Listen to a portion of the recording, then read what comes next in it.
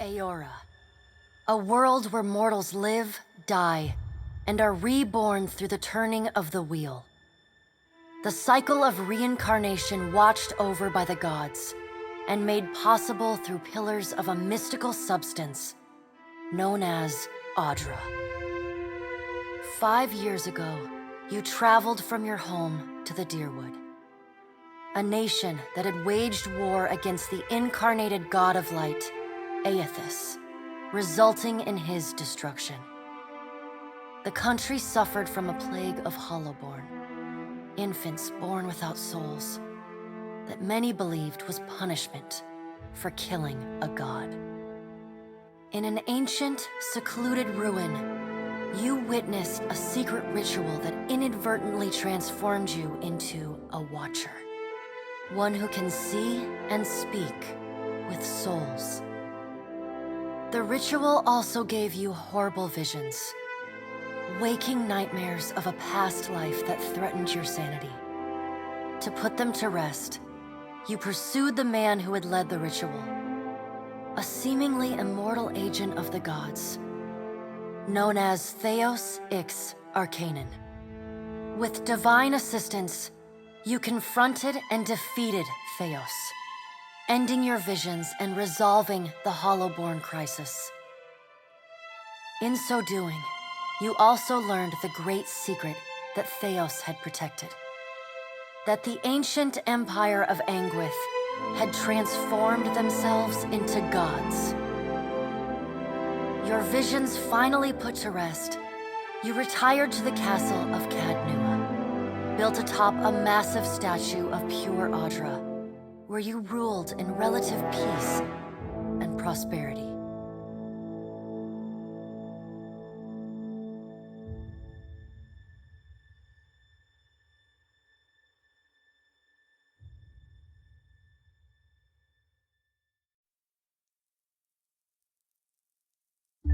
Made a nice story. You fixing up that old keep? Lifting the curse? Must have told it 100 times. But something got to gnawing at me. Thinking the spirits there weren't really at rest. That maybe the gods weren't finished with us.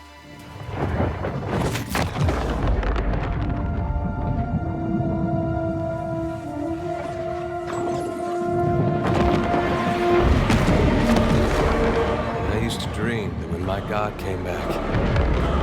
He would forgive us.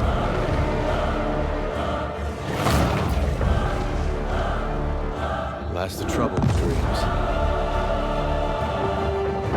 Sooner or later, we all have to wake up.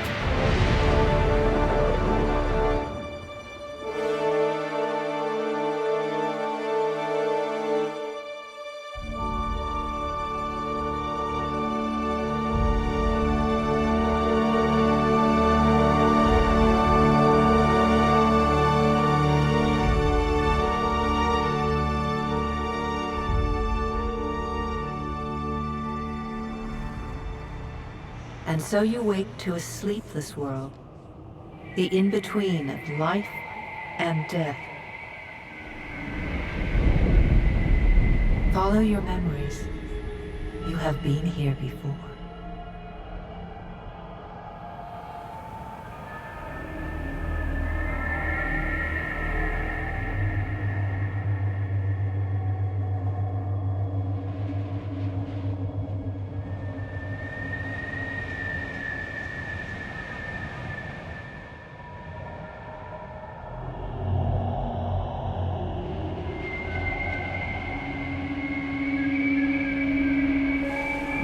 You have seen past the shroud. You are a watcher now, and a watcher you will stay.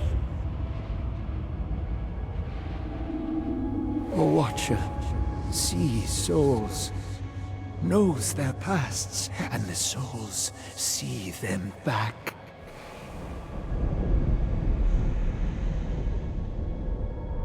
A dubious honor, inheriting a fortress both broken and cursed.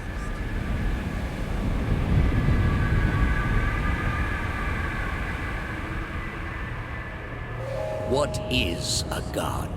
A higher power? A rewarder of good deeds and punisher of the wicked?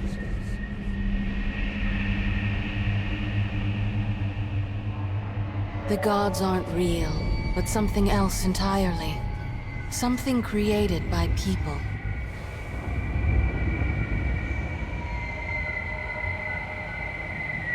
And did you ever consider that these were things you were never meant to understand? That their comprehension is beyond you?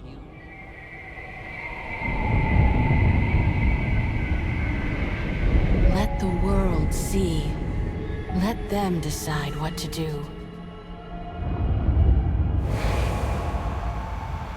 The wheel has turned again, Watcher.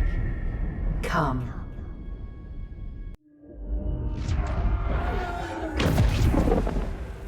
An aged dwarf shares this strange floating platform with you. His face is creased by so many wrinkles that his features lie buried amid shadowy pockets of skin. Still, the dwarf's well-practiced habits have left telltale tracks of a welcoming rictus across his visage. You can see his smile coming before it blooms, reshaping the dwarf's face from a hanging sack of flesh into something resembling an oddly carved, merry gourd, replete with unhealthy bumps and discolored splotches.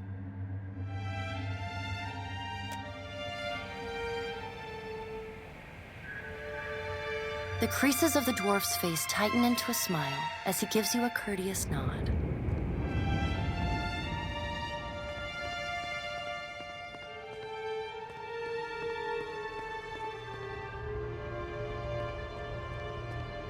Sit, please.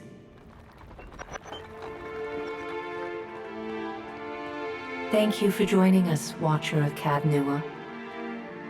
The gaunt woman seated at the table is clad in time-worn black armor that seems too massive for her to move in. A pale, slender neck rises from the gorget, topped by a hollow face. The milky skin stretched across it is delicate and translucent, like parchment that has been scraped clean too many times.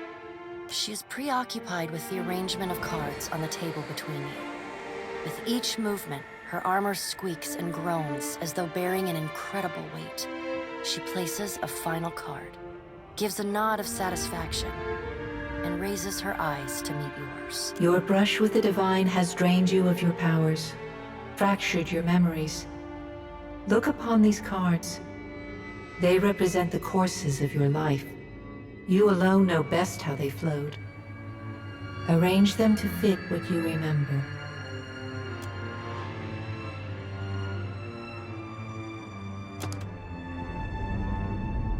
Does everything appear to be in order?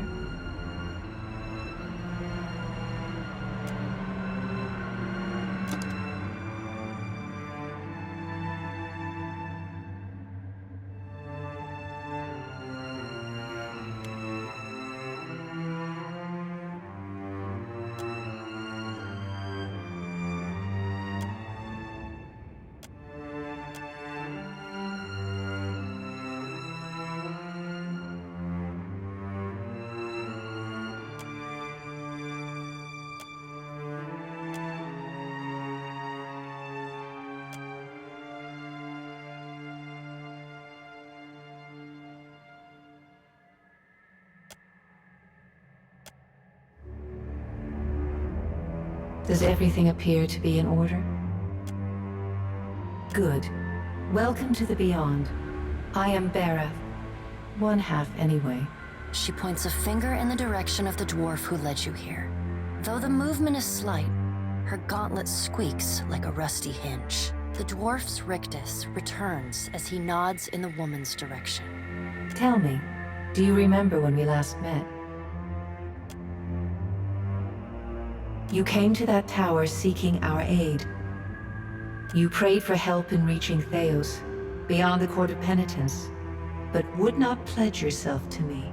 Still, a pledge unmade stands fairer in this court than a pledge broken. She places a card in the middle of the arrangement. A bell. You had need of the gods once before. Now it seems we have need of you. The being that occupied Odnua's statue beneath your castle was the dead god, Eothas. Of this, we are certain. What we do not know is what his intentions are. Though Eothas stole a large fragment of your soul, you were strong enough to survive the onslaught and enter the in-between. You and he are still connected. He has chosen a body made of living Audra, perfused with the power of thousands of souls, including yours. It should be little difficulty for an experienced Watcher to find him.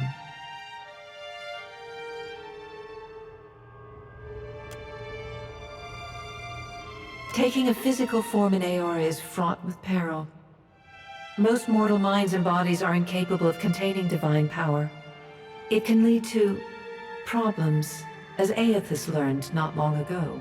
Her armored hand gingerly places a card sideways on the table. It features a man with a burst of light instead of a head.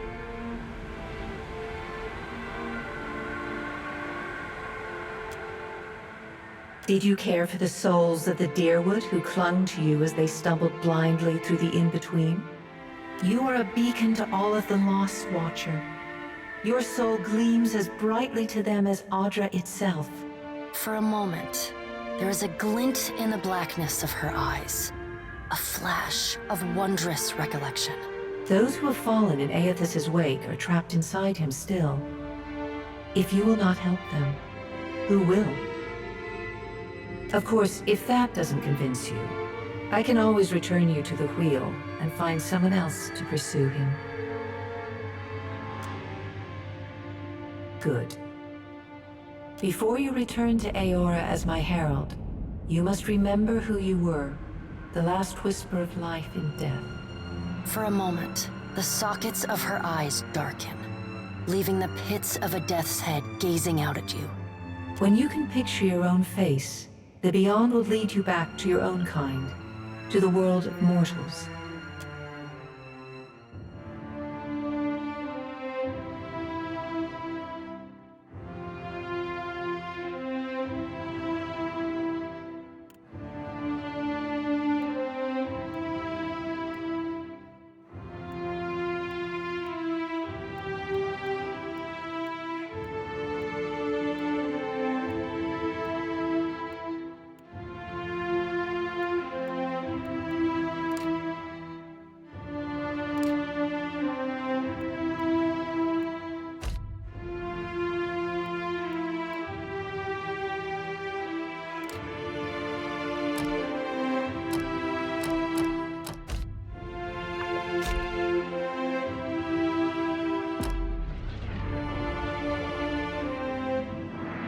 Go forth now, Watcher, as my herald. Know that I do not give you this title lightly. When the time comes, you will have the power to reveal the souls that cling to you, to open the gateway from the in-between to the waking world. Find Eothas. Learn his plans. When I have cause to talk to you, I will summon you. With a quick gesture of her hand, you feel a sharp pain in what would be your chest. The pain continues, intruding deeper into your soul. Looking down, you see a small lump of darkness roiling within you. The dark... A chime. Do not fear, Herald. It will not harm you unless you choose to cross me. I trust it will not come to that. Her gauntleted hand gestures to the dwarf, hovering nearby. The dwarf nods, contorts his face with his odd smile, and gestures to a new door.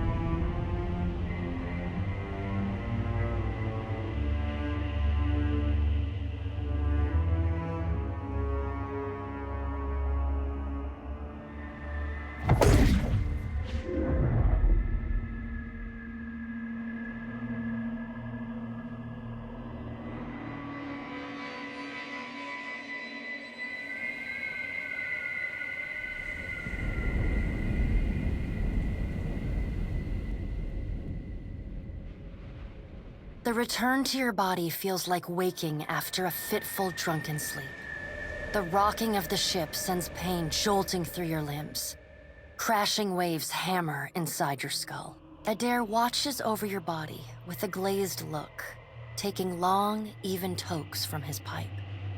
At the first movement of your chest, he starts. His gasp, mid-puff, sends him coughing and straining for breath. No, there's no way. You're awake. How are you feeling?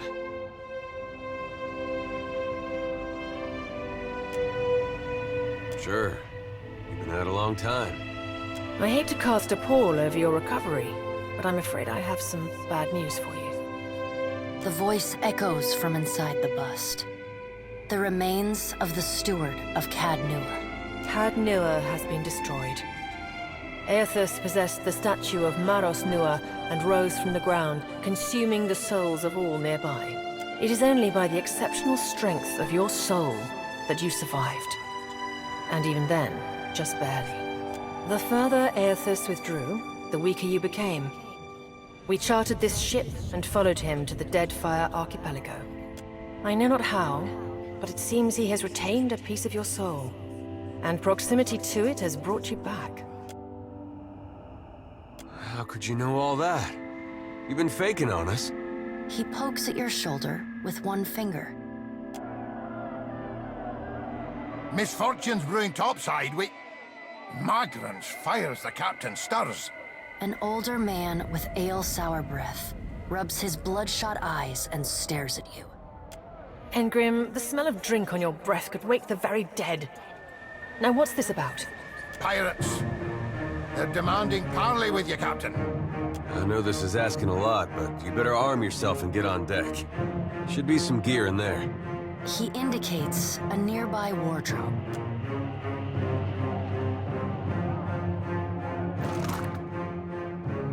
All right, now make some use of it.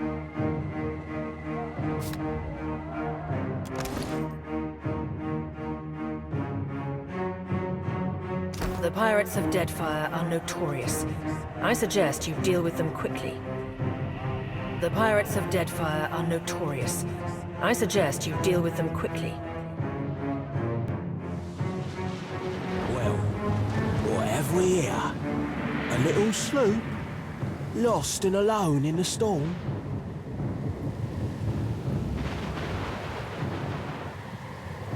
I'll be taking your ship now, if you don't mind. And especially if you do. Well, at least he asked. I am a gentleman of fortune. Give her up easy, and I'll see you get a swift death. It'll be bloody and agonizing, sure. But at least it'll be quick.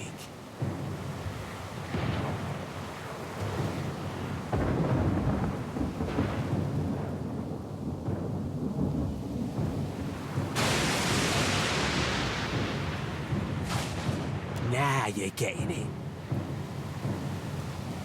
Listen up, mates. I'm off to spear me a bigger fish.